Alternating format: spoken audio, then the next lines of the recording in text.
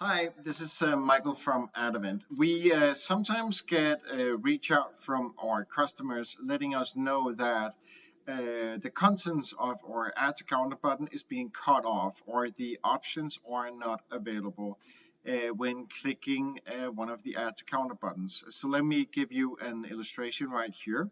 Here's the add to counter button, and when I click it, we see it like this. So what should have been a drop down functionality is now somehow magically being hidden. And let me show you what's going on. So this issue we typically see in when you implement with an existing CMS or a content management system, and they render block elements. Some of them render block elements a bit differently. So let me outline how this system would render these blocks. So the add to counter button is positioned inside of a block, and I'm now adding a border 10 pixels solid red, just so we can see where it's actually being located. This element has to make your web design look better.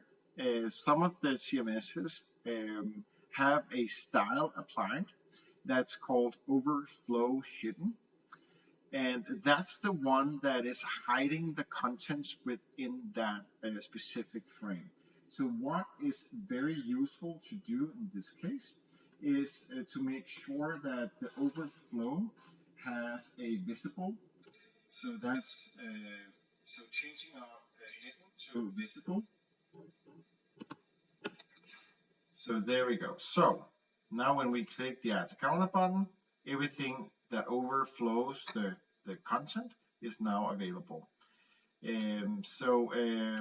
That's typically what you want to do.